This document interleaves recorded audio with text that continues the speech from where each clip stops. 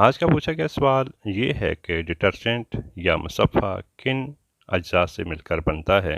تو اس کا جواب یہ ہے کہ مصفحہ ایک نامیاتی مادہ ہے جس کے اجزاء میں کاربن، آکسیجن، سلفر اور ہائیڈروجن کے مرکبات شامل ہیں۔ یہ پانی کے ساتھ مل کر گرد آلود چیزوں کو صاف کرنے کا کام آتا ہے۔ صابن کو بھی ایک طرح کا مصفحہ کہا جا سکتا ہے، مگر اس کی کیمیائی ترکیب مختلف ہوتی ہے۔ گھریلو استعمال کے مصفحہ جو عموماً کپڑوں اور برتنوں کو دھونے کے کام آتے ہیں، صفوف، مائع یا ٹکیوں کی شکل میں ملتے ہیں۔ ان میں بنیادی مصفحہ عامل یعنی کلیننگ ایجنٹ ہوتا ہے، جسے سطحی سرگرم عامل یعنی سرفیس ایکٹیو ایجنٹ کہتے ہیں۔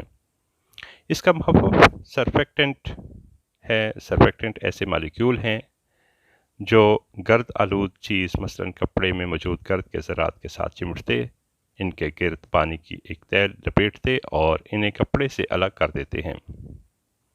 سرفیکٹنٹ جو حیوانی چکنائی پر مختلف کیمیائی مادوں کے عمل سے بنائے جاتے ہیں، پانی کی سطحی تناؤ میں کمی کر دیتے ہیں، جس سے پانی کو گیلا کرنے کی صلاحیت میں اضافہ ہو جاتا ہے۔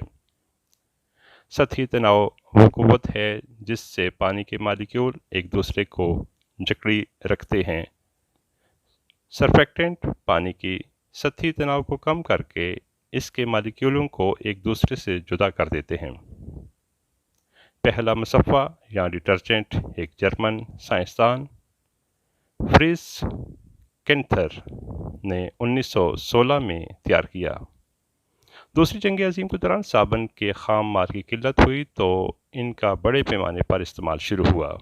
20ویں صدی کے 60 کے عشرے میں معلوم ہوا کہ مقابلتاً کم انحطاط پذیر ہونے کی وجہ سے ڈٹرجنٹ آبی گزرگاہوں میں رکاوٹ کا باعث بنتے ہیں۔ 1970 کی دہائی میں ماحولیاتی نظام پر ان کے ایک اور برے اثر کا پتہ چلا۔ ڈٹرجنٹس میں استعمال ہونے والے فاسفیٹ اور بعض دوسرے کیمیائی اجزاء دریاؤں وغیرہ میں کائی کی مقدار میں اضافہ کا باعث بنتے ہیں۔